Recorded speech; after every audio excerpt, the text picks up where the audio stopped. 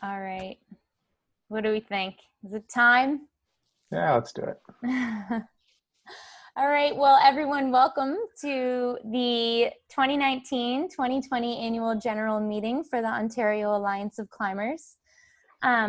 You are joined today by 6 board members from the OAC, as well as a couple of our volunteers. So the OAC is made up of 6 board members, as I mentioned, and 2 co-chairs.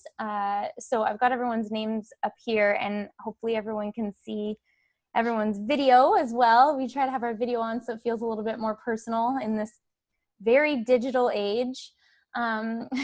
So our 2 current co-chairs are Randy and Mike, listed at the top of the slide here on my screen. And then the remaining board members are Pat, Mike, myself, and we've also just been joined by Jessica Best. We had a board member, Leslie Timms, depart before the end of her term. And so Jessica has been kindly filling that role.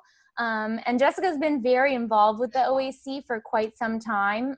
She manages our social media and offers her very sage opinion to many of the issues that come up with the OAC. So we're very grateful to have her filling in for Leslie's, for the remainder of Leslie's term, which goes until next year.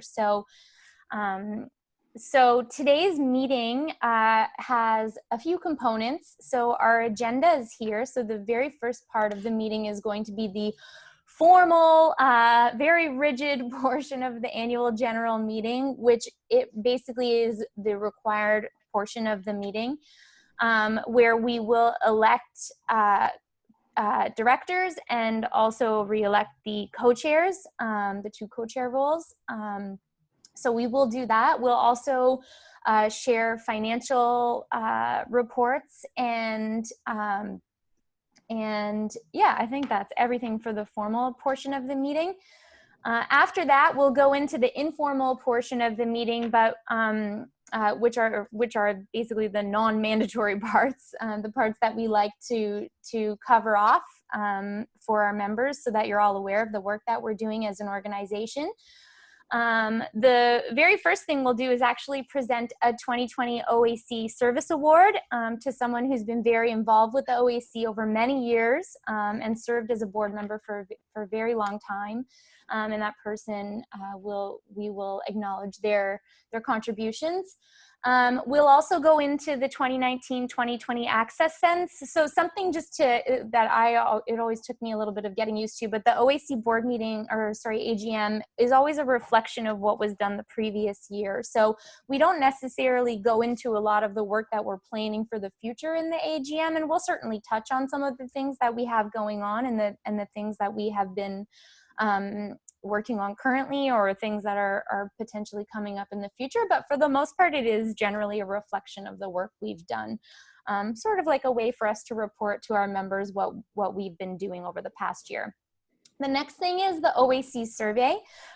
So we'll go through the initial results of the survey, just some very high level results that we thought the community would find interesting. Certainly we would provide a more detailed summary and analysis of those survey results, but we'll do that through infographics at a later date. But at least we wanted to share a few things at the outset, so Pat will take us through that.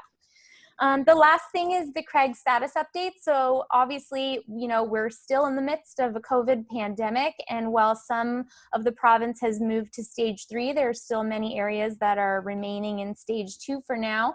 And there have been some impacts on some of the Craigs as a result. While many places have opened up, there are still some areas that continue to experience closures or modified guidelines for usage as it relates to rock climbing, and other user groups are feeling that as well, but we'll share some of those updates. Very last thing we'll do is open up the Q&A. So for anyone who is on your desktop, at least, I know if you hover over the bottom of your screen, you're going to see a Q&A box. We encourage anyone who has questions to drop them into that Q&A, and we will endeavor to answer as many of those those questions that come through at the end of today's presentation. so we'll do that, but we'll take those questions via text, and we'll do our best as a board to answer them as much as, as clearly as we can. Additionally, you are free to pop into the chat. There is a chat function available, and you'll see that. I think Pat is going to be in there, and some of the other board members will be in there also, helping to kind of facilitate and answer any comments that may come up. And so we will cover that off at the end. I'm gonna leave it at that, and we'll head into the formal portion of the meeting, unless any board members have anything they needed to add. Yes, I'm wondering if, just in the interest of time, sorry to throw a curveball, Casey, but could we start with our 2020 OAC Service Award, just because I know that Tony's on a bit of a timeline. Yeah. Sure. Okay. Sure. We'll pop down to that slide, and then we'll come back. Awesome. Thank you. No problem. Pat, did you want to take over? Yeah, I'll take it. Thanks, Casey. So I'd like to present Tony Burlier with virtually the 2020 Ontario Alliance of Climbers Service Award. As you enjoy expanded access to Ontario crags in general, maybe less so this year, be sure to thank Tony for his essential contributions. Tony has been the man holding together the OAC from even before its inception, serving as our co-chair from 2009 through 2019. He took on a ton of unglamorous behind-the-scenes administrative work to make sure the OAC continues to exist and to advocate for access for Ontario climbers. For a long time, he welcomed us to board meetings in his backyard and organized the meetings, which is a ton of work. He chaired AGMs like this one, maintained a membership database, and emailed all members with AGM notices. He did the day-to-day financial transactions to keep the OAC running. All of the boring but necessary tasks, very unglamorous. The final test of one's success at a task is being able to hand it off to one's successors. And Tony has managed to pass on essentially all his tasks to the next generation of OAC volunteers while giving us advice. Thanks for everything, Tony. Thank you, Tony. He's the best. Awesome. Awesome. Okay, we can go back to the top and yeah. Okay, great. Okay, here you go, Mike. Okay, I have the great honor of doing the very formal portion here. And so I'm going to take a few minutes here to read through our script for the annual general meeting. And so please bear with me. I'll get through it as quickly and efficiently as I can. And it's probably going to sound a little bit formal, but I apologize in advance. So good evening. For those of you who don't know me, I'm Mike Penny. I'm the director and co-chair of the Ontario Alliance of Climbers. That's why you're here to join us in our AGM. On behalf of the OAC's board, I'd like to welcome you guys to the 9th annual meeting of members of the OAC. We have a short formal agenda this evening, and there will be a Q&A session at the end, as Casey had already mentioned. Right now, I'm going to call the meeting to order. I will act as the chair, and Jeremy Fortier will act as our secretary of the meeting. I will also appoint Casey Wilson to act as the scrutineer, which is a great title, by the way, for the meeting. The notice calling this meeting was sent to each director and member of record of the OAC by email August 8th. There are present in person or by proxy at this meeting more than 5 members. Accordingly, quorum is present and the meeting is duly constituted for business.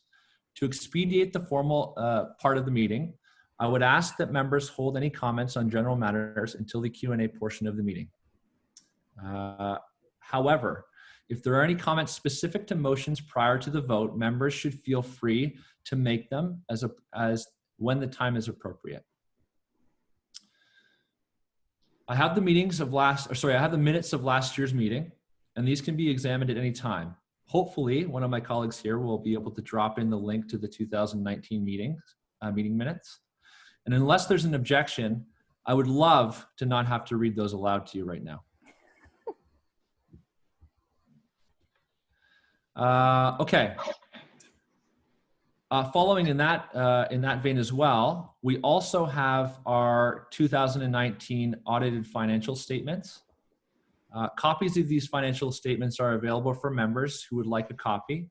We have made a link to the financial statements available in the chat, hopefully, and hopefully I have a friend that's doing that as well, or we'll do that shortly. Unless there's an objection, once again, I'd love not to go through those. Now, that said, if there is any questions about the financial statements, once you guys have a look at them, we do have Josh, who is our treasurer, present. And should you guys have any questions, we'll do our best to answer them as we go along here. So now let's proceed with the election of directors. First, the election of directors. 3 directors are up to be elected at this meeting. I will make the nominations that the board is aware of at this time. So I'd like to nominate Patrick Lamb, Randy, how do I say your last name? Kilbasavich. And I think I can do it. Let me hear it. Let me hear it. Randy Kilbasavich. Kinda ish. Perfect. Sounds perfect to me. Kilbasavich. Savage. No, I think it's anyway. We need a real Polish person, and I'm fake. It's Kielbasiewicz. Oh, whoa. Okay. I know. I'm not even going to try. I'm sorry. Okay, so I nominate Randy, Pat, and Mike to serve as directors for the OAC. The 3 directors elected will hold office for 2 years or until their successors are elected or appointed in accordance with the bylaws and the Corporations Act. All of these nominees are qualified to be directors under the bylaws and have consented to the act as directors. Are there any further nominations?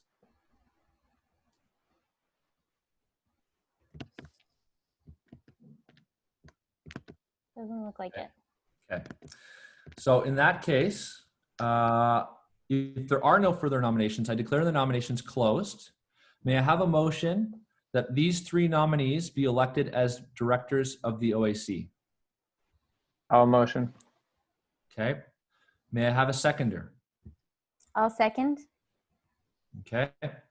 The bylaws provide for voting by a show of hands. Since we are in a meeting by teleconference, I'll ask for any abstentions or objections, and I'll wait for a moment. Nothing in the chat. Okay. So I declare the motion to be carried. All right. We're going to move on to the election of the co-chairs. The bylaws and the Corporations Act of Ontario require that any chairs be elected by the members by special resolution. The board has proposed that Randy and myself be re-elected as co-chairs of the board. This motion must be passed by special resolution, and that is a resolution passed by at least 2/3 of the votes cast in this meeting. May I have a motion for the special resolution of Randy and Mike as co-chairs? I can motion I'd like to make the again. motion. Oh, you beat me to it, Pat. You guys are so emphatic. Well, we're just really happy that you guys are returning in your service. Well, hopefully we can say that for the rest of our members. Okay, may I have a second? I'll motion? second. Okay. I will now call for a vote on the motion. The bylaws provide for voting by a show of hands. Since we are in a meeting by teleconference, I will ask for objections or abstentions. So if anyone objects or has issue, please, please say something in the chat. None of us will take it personally, I promise.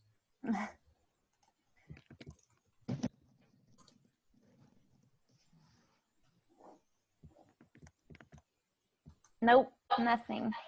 Okay, sorry, I'm flipping back and forth, guys, with the script here, so bear with me. Yeah. Okay, so in that case, I declare the motion to carry.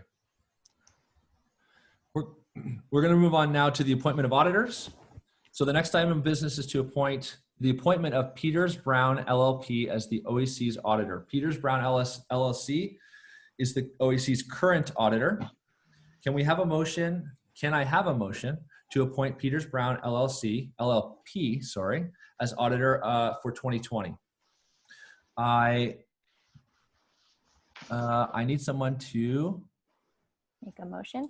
yes, I do. I can motion that. That would be excellent. Thank you. Second. Okay. So since we've had a motion as well as a second motion, I will now call for a vote on the motion.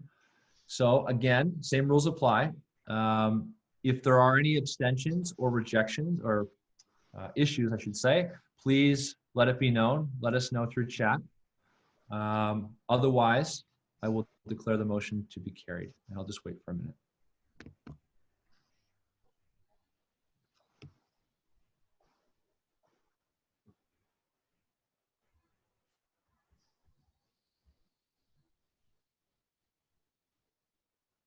Okay, so we have one person.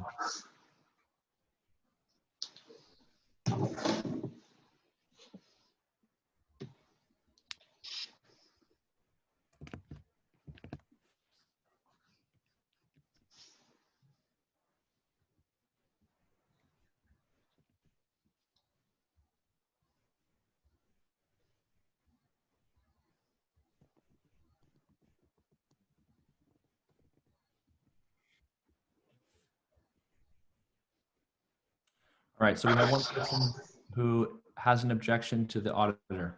Abstention. Yeah. Abstention. Yeah. Not objection. So whoever's taking the meeting minutes, can you register the fact that Adam Pendrith has abstained from the auditor motion, and there looks like there's no objections, so the motion otherwise passes. Okay. Thanks, John.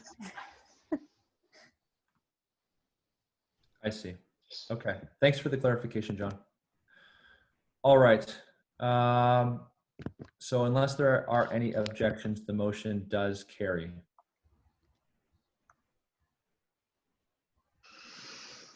All right.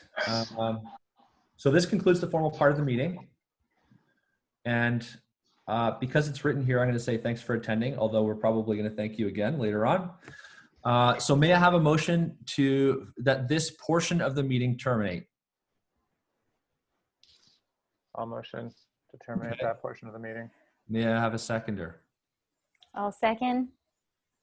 The OAC executive are now pleased to answer any questions you may have regarding the OAC and its activities. However, I think next on our agenda, before we get to the Q&A portion, is actually to move on to the review of our 2019 and 2020 Access Sends. You got it. So we will get to your questions, any questions you may have, shortly. Okay. Thanks, Mike, for the very exciting part of this of this meeting. As you said, we'll move on to Access Sends. So we're going to just go through quickly some of the things that we've been working on over the course of 2019 and some of the things that we've been working on or attempting to work on during 2020. So from an access and stewardship perspective, we had a few things that we were able to accomplish. The first thing actually Randy is going to be speaking about, which is the Metcalfe toilet installation, a very exciting and glamorous topic. I'll pass it over to you, Randy.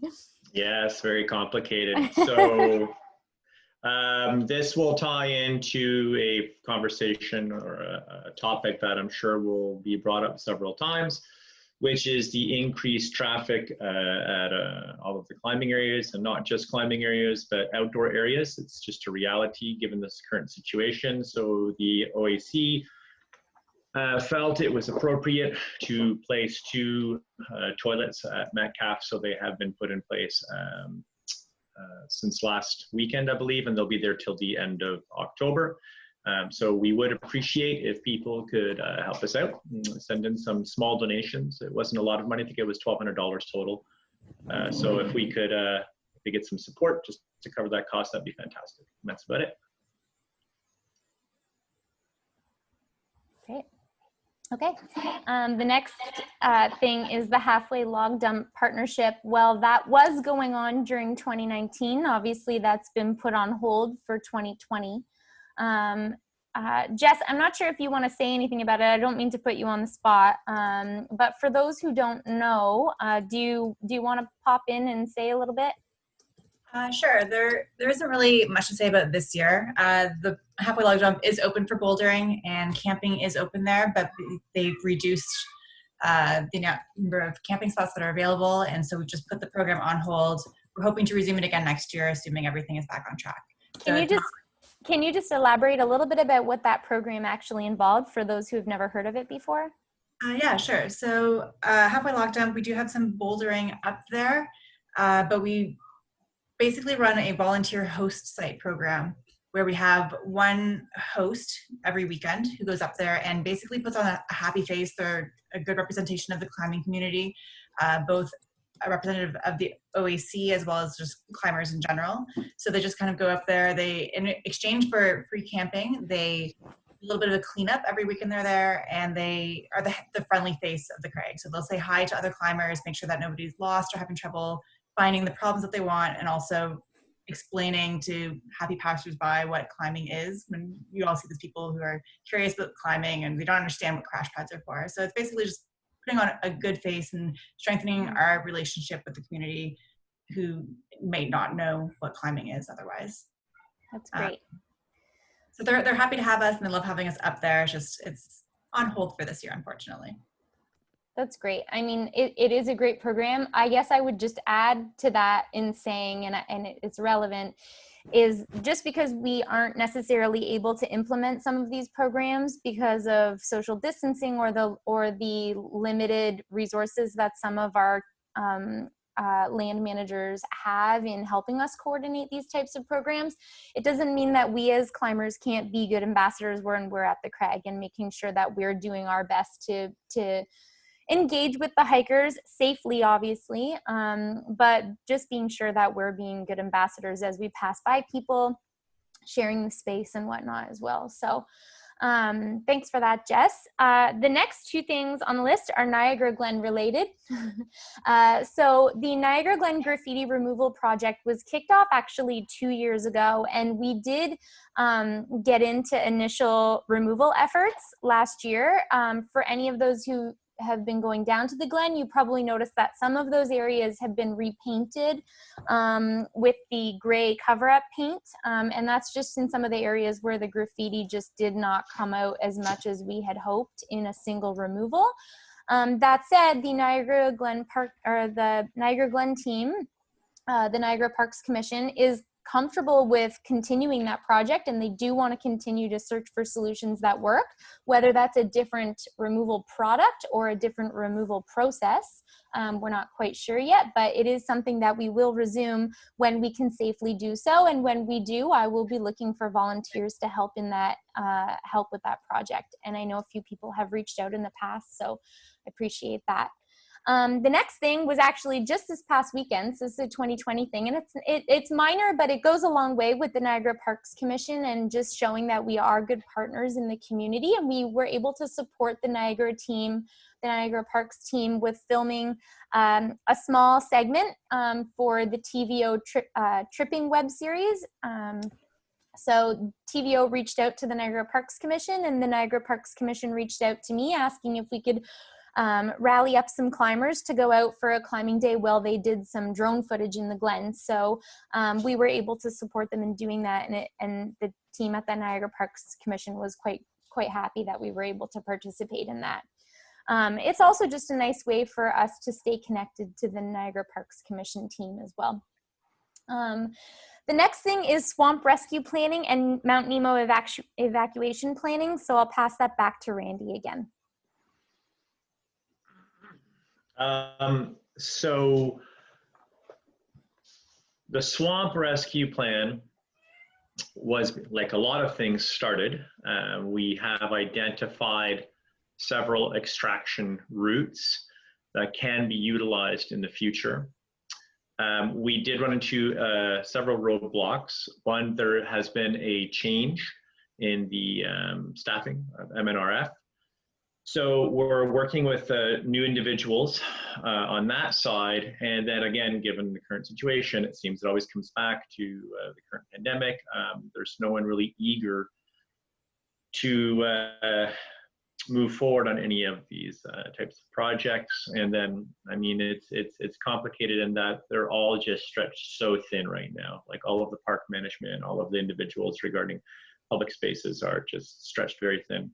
So the bottom line is we do have the beginnings of a plan, but there is no legitimate timeline on that plan, given the circumstances. NEMO is a bit further along. There are evacuation routes that have been created by Burlington Fire in partnership with Conservation Halton. So there is a plan to continue to maintain those evacuation routes. But again, that work can't be done given the current situation. So there's also a plan for backboards and permanent med kits placed at key locations along the cliff. We have most of the items necessary to move forward on that, but again, pushing through and finalizing the project is on hold for now.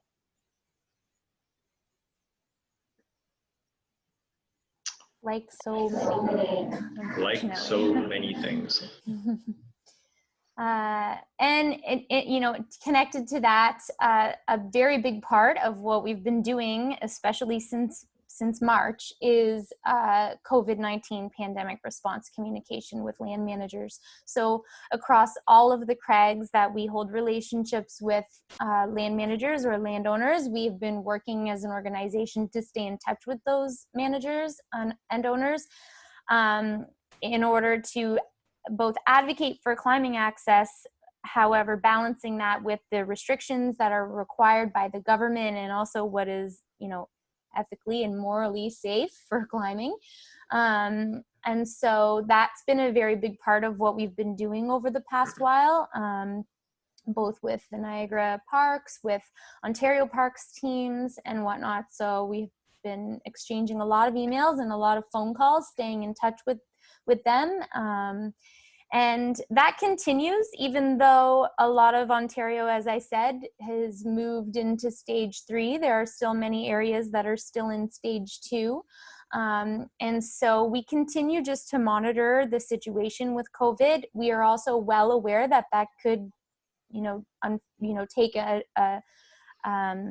it could regress at any point. So we're mindful of that. And we're also very aware of the impact that so many of the closures, both outdoors and in the gyms, is having on some of the CRAGs that we use. So we're very aware of some of the issues that have come up in terms of increased traffic, not just with climbers, but other park users as well, and just trying to work with land managers to help them alleviate some of those issues and address anything that may come up that we could have an impact on. And then communicating that out to you all as well. And that connects to the next bit. I'll recap some of the things that we did last year, and again touch on some of the things that we've been working on this year. Last year we did hold the 2019 Rattlesnake Spring Fling, which was actually our first time doing that, and unfortunately we didn't get to do it again this year.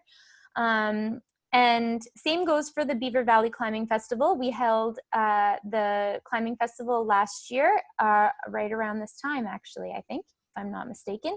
And, it's just unfortunately too soon to say what that might look like or if those events could even happen in 2021. I think, for obvious reasons, they haven't happened this year and they won't happen this year. But it's possible that they could be reignited in 2021. I think it's just something that we have to play by ear as the situation with COVID evolves. I think we don't really know what we're going to be dealing with come the fall, let alone spring. So I think we have some time before a decision can be made either way. So, but certainly we would look at how we can potentially reintroduce those if it's safe to do so. And they may not look the same as events that we've had in the past, but we'll certainly explore options for being able to bring the community together, because they are really beneficial and they're fun events for the community to have. And it's a great chance for the OAC to connect with our members and with climbers across the province. So something we'll look at for next year. The next thing is crag ratings. So Pat, I'm going to pass that over to you if you'd just like to speak a little bit about crag ratings. Right. So with Randy, we looked at a way of communicating the seriousness of different crags, and in particular, how difficult it is to rescue people at crags. And we provided a web page now on the OAC website. You can go to crag ratings in the climbers part and see our assessment of what you're in for if you go climbing at various places. And this is in an attempt to try to make sure people go climbing at places that are best for them. Great.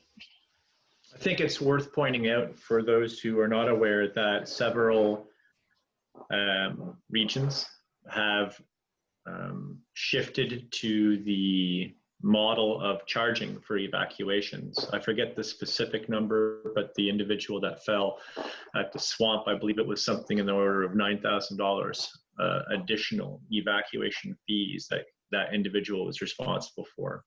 And I think we're going to see that potentially grow in other areas. And we can argue the validity of that, and we can actually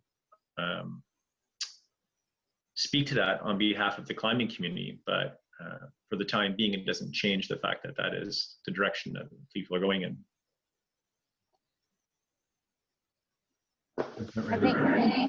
I think that's a great point. I'll add to that in saying that we do need to be mindful that, while it can feel at times that the COVID pandemic is starting to ease up a bit, there are still healthcare units that are under quite a bit of duress in dealing with the with all of the pandemic related changes.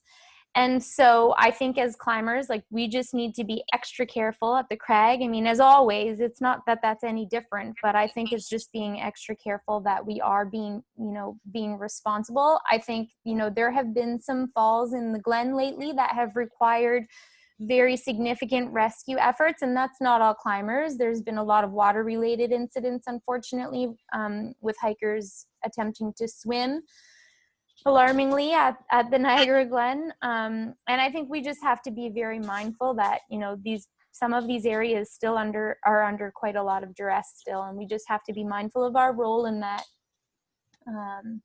Mistakes happen. That's just, part of anything, right? And, but I think we just need to be extra cautious, I think. Anyone want to add anything else to that? We'll move to the next point.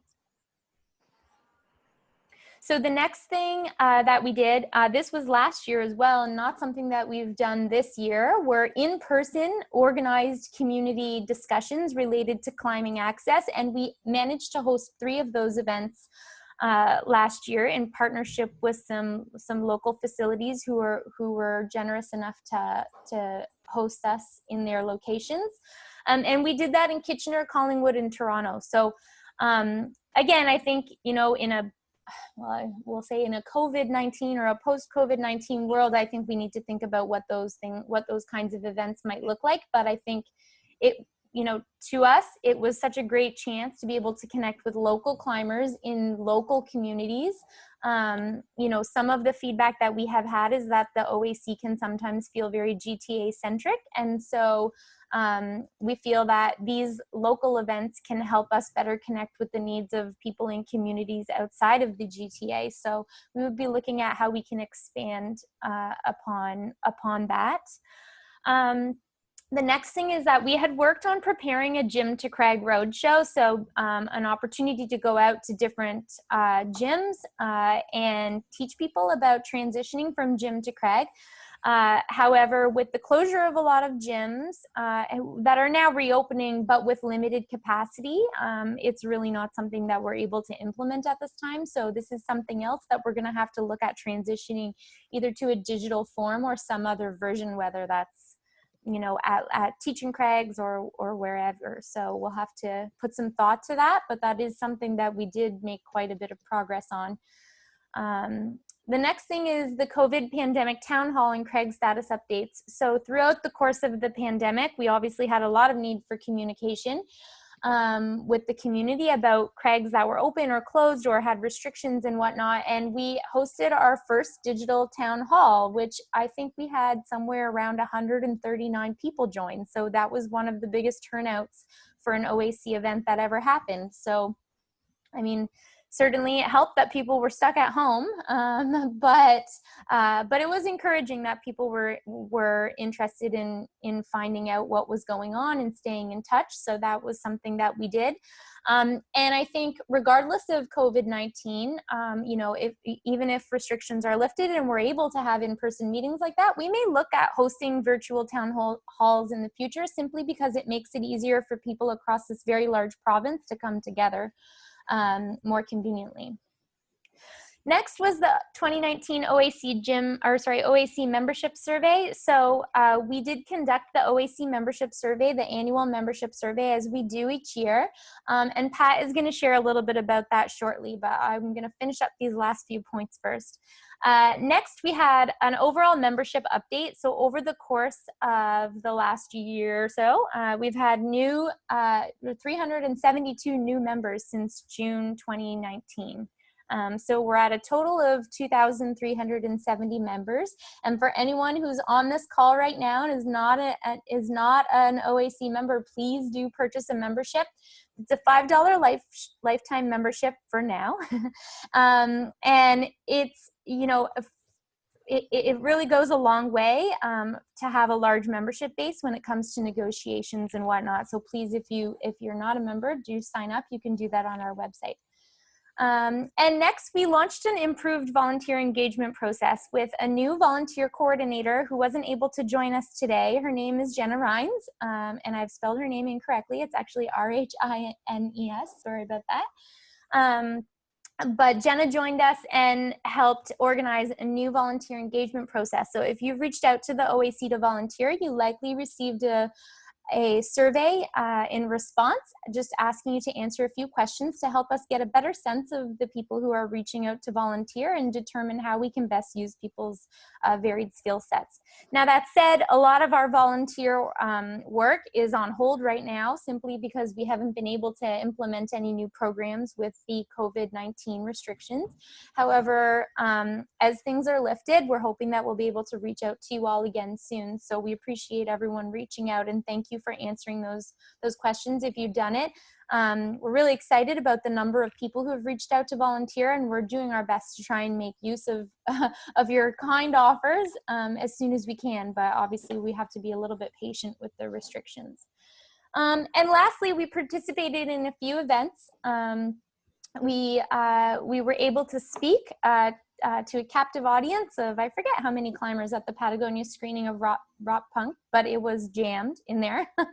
So that was a great opportunity. We were also invited by John Gross of True North Climbing to speak at the Real Rock screening, which was a great opportunity. We saw a huge burst in membership after that. So thank you to everyone who signed up for a new membership after joining us at Real Rock.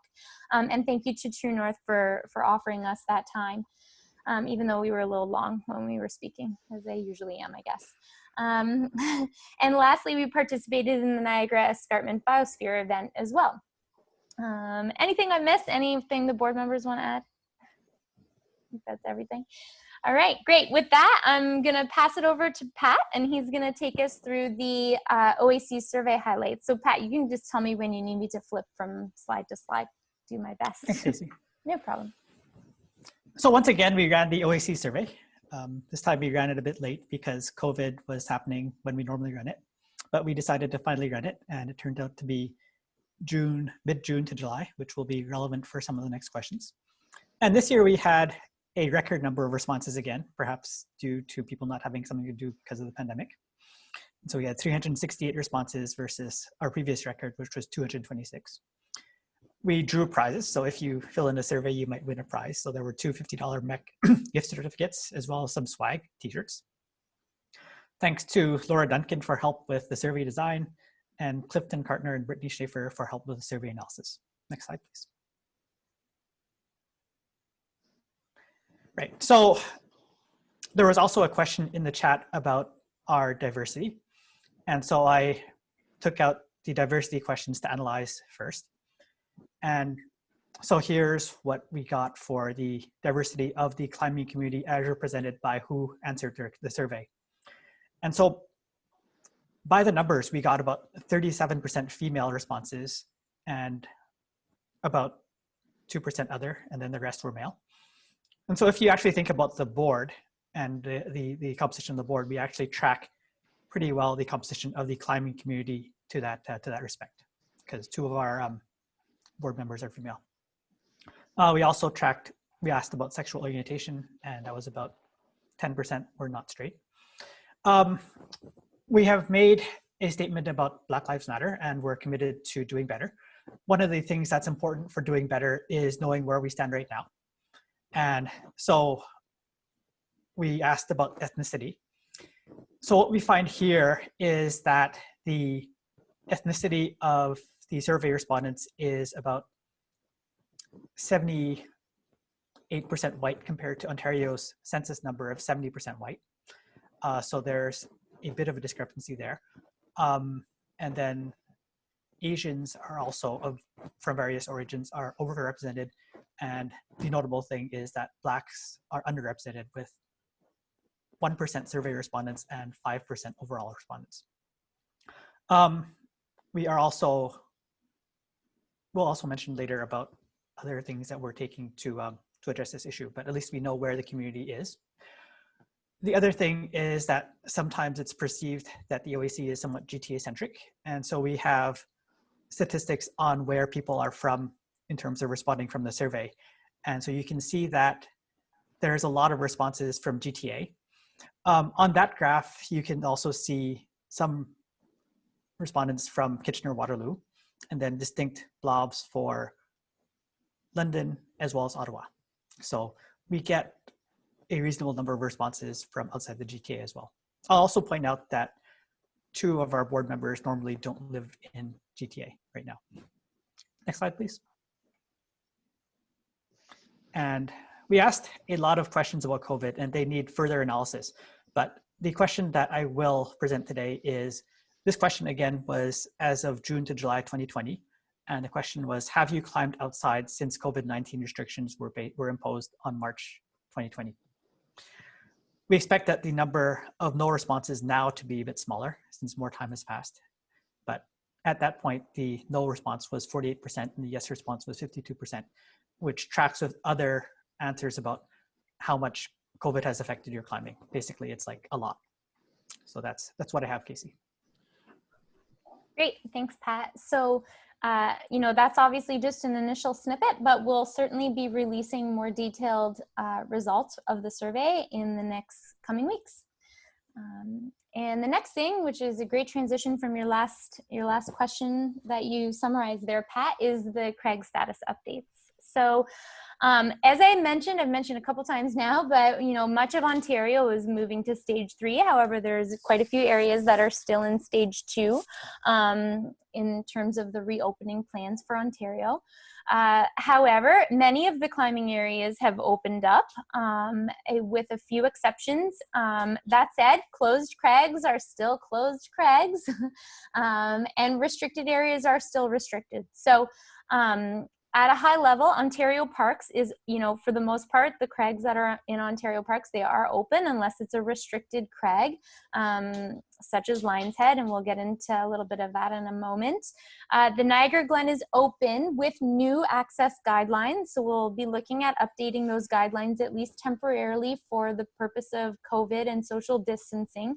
One of the more recent implemented changes at the Niagara Glen is the use of one-way trail systems. So when you do head into the crag, please be mindful, take a look at the map before you enter. Scribble in your guidebooks, whatever you need to do to identify which directions you're supposed to be traveling through the Glen. They do have a map available. The other thing is also some areas down by the water, due to the water safety problems that have arisen of late.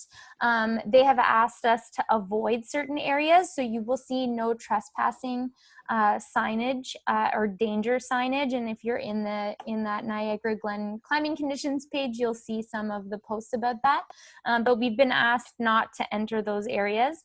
And I will reinforce that the areas in the Glen that are closed are still closed, meaning that the Sandstone Caves cave is absolutely not open to climbing. And if you're posting about climbing there, you're actively harming access. Halton Conservation has opened up with a bit of restriction. We'll get into that as well. Turtle Crag remains closed, as does Cape Croker. So with that, I'm going to pass it over to Mike Penny to speak a little bit about Lion's Head. Sorry, I was on mute there. Mm-hmm. So Someone had to do it. Someone had yeah, to do it. It's okay. It's all right. That just means I'm getting on in my years. Technology is no longer my friend. Just one more thing before we talk about Lion's Head and talk about some of the issues that are impacting that location. I just wanted to kind of touch on the last slide, which is around the percentage of people that were climbing or had been negatively impacted by climbing post, I think it was March 17th. Just for consideration, the survey data was taken, I believe, early June, if I'm not mistaken. And so we were already in some areas in, a phase 2. So I don't want it to be perceived as though 50% of the climbing community was not necessarily listening to the recommendations or even the landowners themselves in terms of keeping areas closed. So just wanted to point that out before we moved on. So as it pertains to Lion's Head, I think we've made a number of statements over the course of the spring and summer as it relates to what's been happening with Lion's Head. We've touched on the fact that, this year, given our current circumstances, many people of all different user groups have been finding time and desire to go outside. Lion's Head is not any different.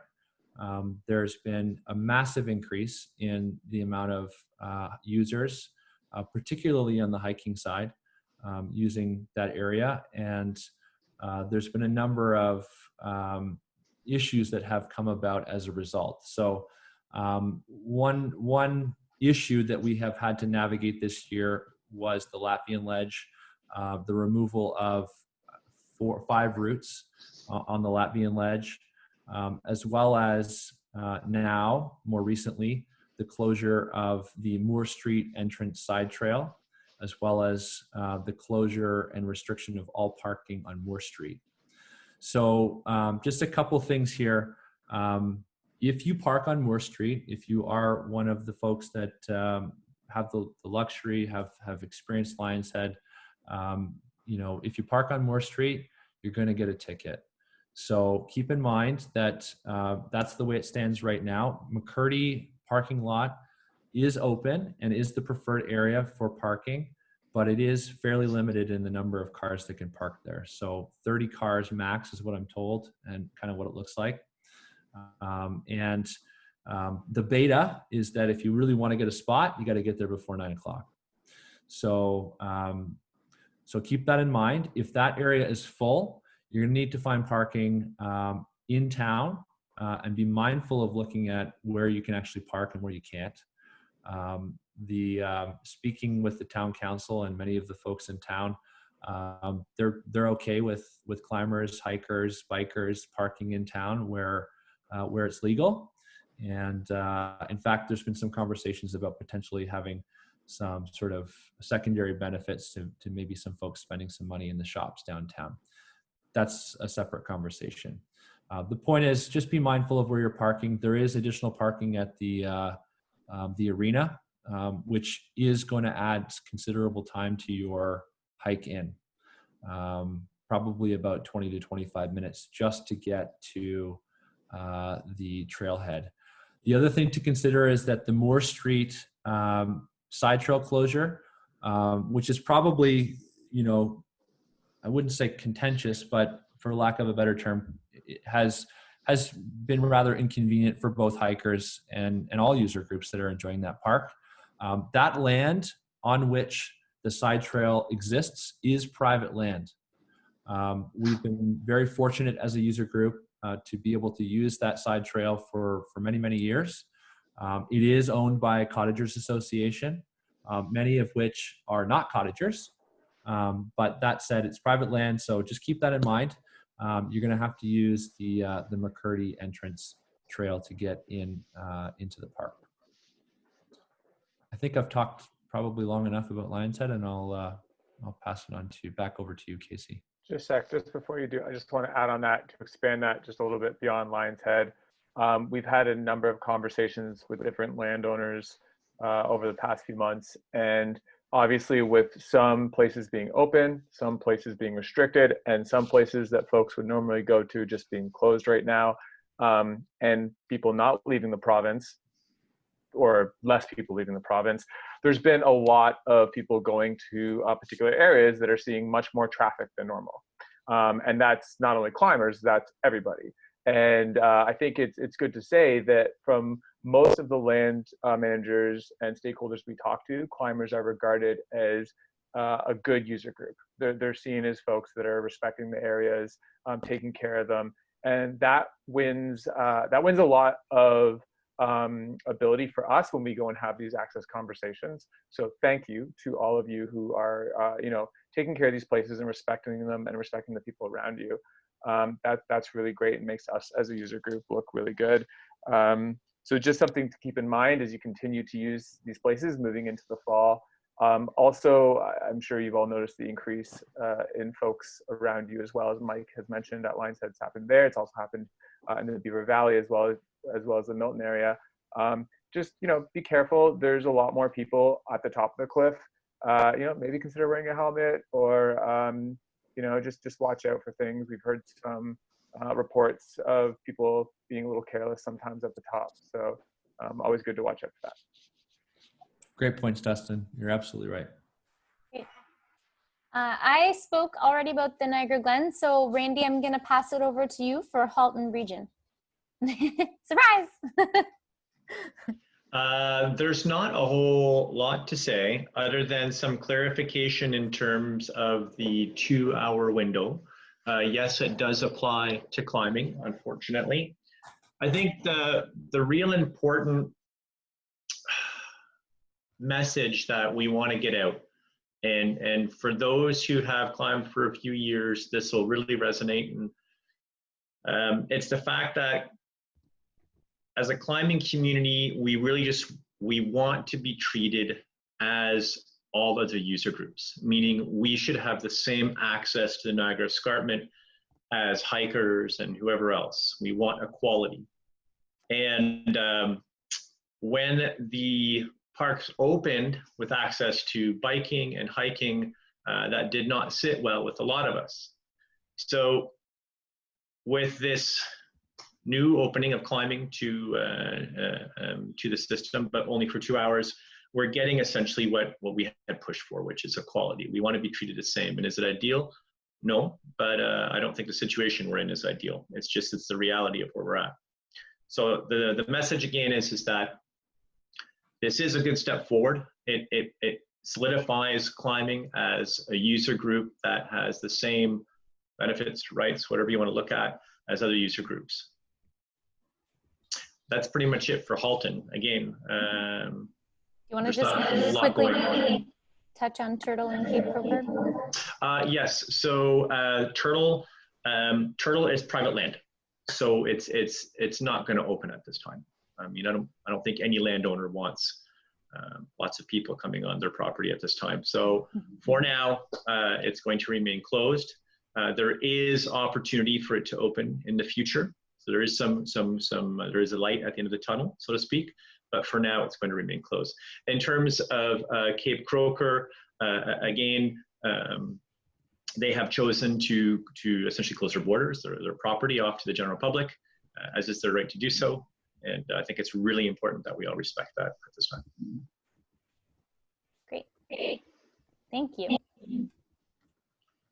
Okay, and that's all of our updates. So with that, we'll take any last questions. There have been quite a few Q&A questions that have come through already, but if anyone has an unanswered question, please feel free to pop into the Q&A box and enter your question there.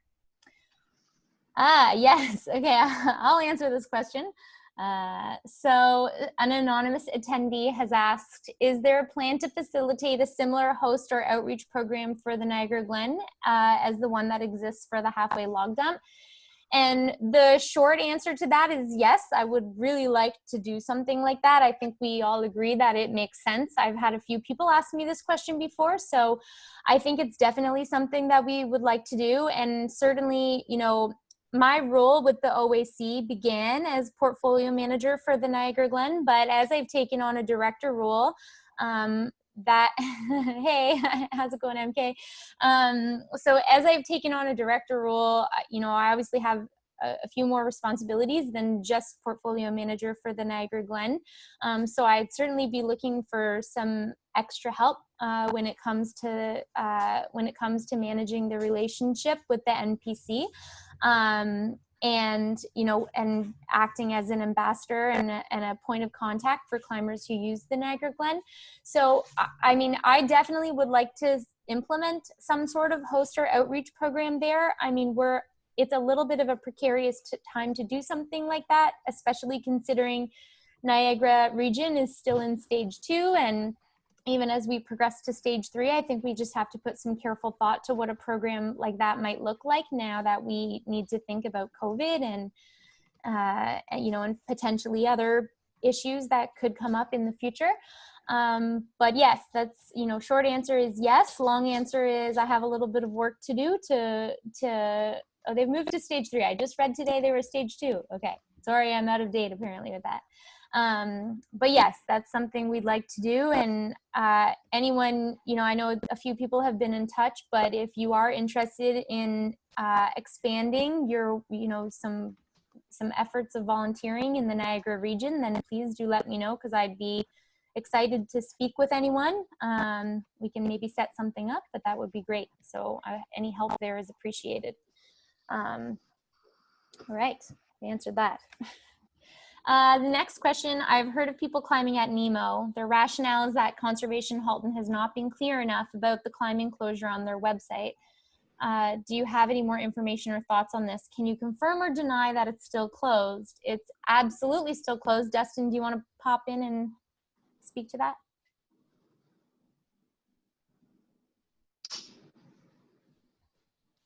I don't think he heard you. Oh, Dustin, do you want to speak to, I don't know if you mentioned, or if you want to answer it live, but I'll happy to answer it live.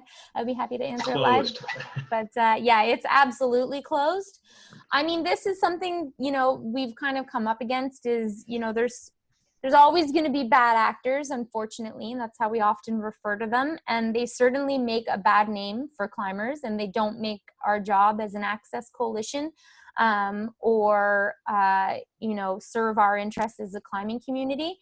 I mean, it's unfortunate that people will make excuses to say that Conservation Halton hasn't been clear enough. I think it's blatantly clear. They've been very communicative about that. And, you know, as an organization, we've also communicated about that. So if you come up against people who are maybe making excuses or claiming ignorance, then please, like, direct them to the OAC.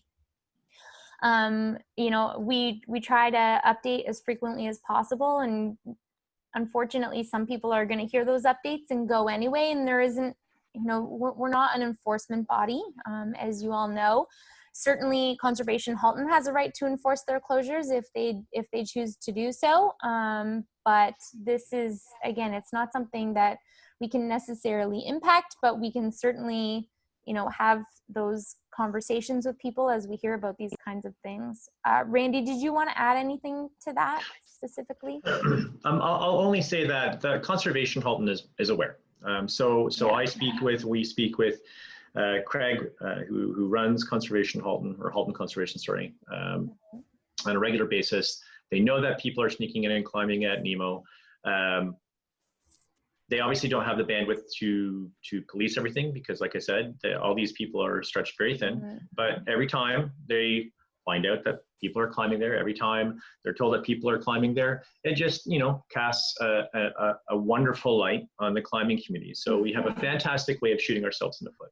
I think the And it's other really thing. unfortunate. So I'd just like to continue if I could. Yeah, So sorry, the one thing I'm just going to come out and say is, like, we have a responsibility to call people out on these things.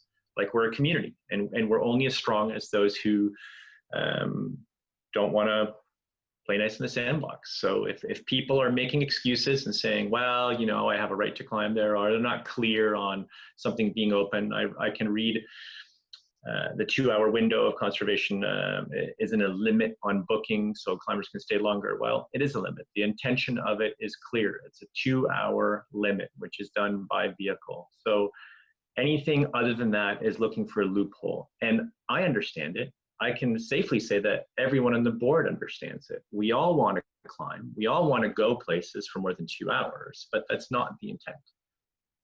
And finding loopholes doesn't do anything to serve the climbing community. It's also important to remember that the conservation, you know, Halton Conservation in particular, is a resource for other land managers and landowners. Land managers speak to each other. And when we're trying to get crags like Rockwood open to climbing, Rockwood is in communication with other land managers, and they're very aware of the challenges that other areas face. So I think we need to remember that something done in one area not only impacts the impression we give in that crag, but it also impacts the impression that others are being given about us and driving their decisions about whether or not to open to climbing. So if we're looked at as delinquents in one place, it doesn't mean that they're unaware in another place. I think that's something that we should be mindful of. I'm going to ask you, Randy, sorry, to address this question from Stephen, whose last name I will not attempt to pronounce because clearly I can't pronounce. Close to mine. So did you want to answer that as well? Well, I kind of spoke to that earlier, which is, can you address the 2-hour window at Conservation Halton when the landowner says there isn't a limit on booking so climbers can stay, book for longer, and why the OAC has stated only 2 hours? So again, but there is a limit. I understand it. The intent is a 2-hour window because they're dealing with trying to essentially ration access to these public lands to as many people as possible. So, you know, again, to me, it's the question of loopholes. We have access to Metcalf Rock, the Swamp, Old Baldy. You know, there's a lot of places we can climb for longer than a 2-hour window. And again, I want to stress, I'm sympathetic because we all want to climb at these areas for more than 2 hours. But as Casey just pointed out, this all reflects on the climbing community as a whole. So we can choose to either act as willing partners, or we can act on what's best for us. Great. Thanks, Randy. I'm just going to pop in and answer a question that came to us by email from Lena Rubasova. She asked, I'd like to know how the OAC is planning on staying accountable to the anti-racism/inclusion policies it outlined back in June. So I'm not sure if someone on the board is able to pop that link to our statement into the chat. I can do that after answering this question. But I thank you, Lena, for the question. The OAC is very, you know, I mean, we're relatively new to trying to understand how diversity and inclusion intersects with our work when it comes to the legal climbing access to land. And we have a lot to learn there, admittedly, and we're doing our, you know, we are doing our work as a board to learn more about how our work is impacted and how our work should potentially change to better address diversity and inclusion. And while much of the climbing or much of the community-related activity that the OAC has historically done has been put on pause as a result of COVID, diversity and inclusion would definitely be a focus for us when it comes to planning of future events or selecting even the partners that we work with, or even what we post on social media. and even how we engage with volunteers. Most recently, we added even some questions to our 2019 survey to learn a little bit more about the diversity of our membership base and also understand what our members expect from us when it comes to diversity and inclusion, and how our work maybe could change. So looking for feedback on that. We've had 25 people indicate their interest in volunteering on a committee for diversity and inclusion. So we'll be looking at trying to implement that as part of our work as a board. But yeah, as I said, it's something that we're learning about, and we continue to explore different options for potentially having training for the board and whatnot as well. So I think, you know, the short answer is, I think, you know, absolutely what we would commit to do is continue to refer back to the statement that we made in June. We outlined some of the areas in which we are trying to move forward with a better connection to diversity and inclusion, and a better understanding of how we should be impacting, or how our work should be changing. And so, yeah, I think that's really what we've been trying to do, and we'll continue to do that. It's been a little bit of a strange time with COVID for us, because, you know, a lot of the things we normally do, as I said, have been put on hold, but it's something that we'll continue to keep ourselves accountable over. As Pat mentioned, even the face of our board has changed in the last little while, and so that's positive, but we still have work to do there. So, and I would just add that if anyone does have additional thoughts about diversity and inclusion and how we can better serve Black and Indigenous and people of color, then please do reach out to us. I mean, we certainly would welcome any support that anyone is willing to offer. So please reach out anytime. So yeah, I don't know if anyone else has something to add to that, but.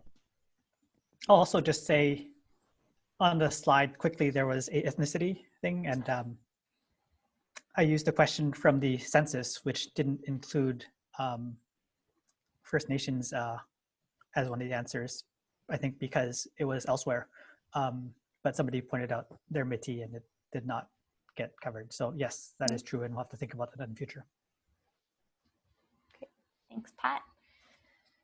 Okay, we'll come back into the Q&A box. So that was it for email submissions in terms of questions. Other submissions were received by email, but we've answered those questions related to the 2-hour limits and whatnot at Halton Conservation. I will ask Mike, do you want to speak to the next question in the Q&A related to Lion's Head? Sure. So the question is, does the OEC have any plans to replace the hangars that were removed from the Lion's Head routes? So no, the short answer is no. We do not have any plans currently to replace those routes. What I would say is that the OEC typically is not in the business of either removing nor adding routes. Now, you're probably thinking, but what about Rattlesnake and what occurred? Was it last year? Time flies. I think, was it last year we did that? Yes. Okay. So in that case, it was a bit unique in the sense that we have a great relationship with Halton Conservation, and we were permitted to work with them. We're permitted to climb on their premises, and that was an initiative that was essentially driven by the landowner, where we were able to assist them in providing and updating routes. So unfortunately, a very different situation in Lion's Head, where we don't even really have permission to climb there. We're technically just tolerated. And so it's a much more difficult situation for us to go in there and replace routes or something of that nature. I will say also candidly that we as a group struggled over this one quite a bit.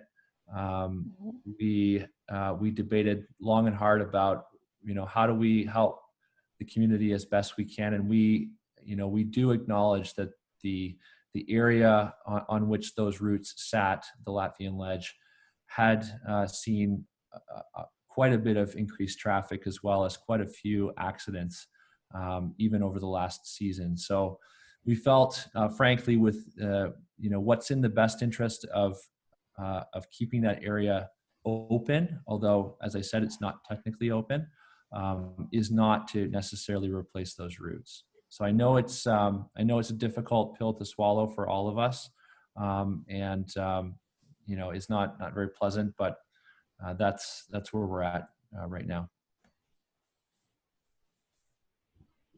Great. Okay, I think that's everything. I don't see any other questions in the question box unless I missed something. Nope. All right, I'll give everyone one last 10 seconds to get your final questions in. And if there are no more, then we'll wrap things up. And thank you so much for everyone sticking around. I know we're a little over an hour now, but it's appreciated to have your attention. So we have one last question that popped in. So regarding the Latvian ledge, are you afraid it sets an example of bolt chopping is okay? Yes. Sorry? The bolts were not chopped. Correct. The bolts were not chopped. However, I suppose it's just terminology we're using. The hangers themselves were removed. And yes, Ian, we are afraid of the example that sets. And we do not advocate for the removal of routes whatsoever from any of the areas that we enjoy climbing in. So this is part of what I alluded to, in the sense that it was a struggle for us as a group as we tried to navigate this issue. We all had our own personal reservations around, I will say, implicitly advocating or condoning what occurred. And that's not at all how we feel. We do not advocate the unilateral decisions by anybody to remove routes. And so I hope that answers your question.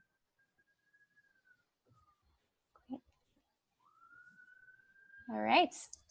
Okay, well, a few people have asked, so we'll just say we had as many as 71 attendees join us today. So thanks again to everyone who joined for taking the time out of your evening, and we hope you have a great rest of your week. Thank you, everybody. Thank you.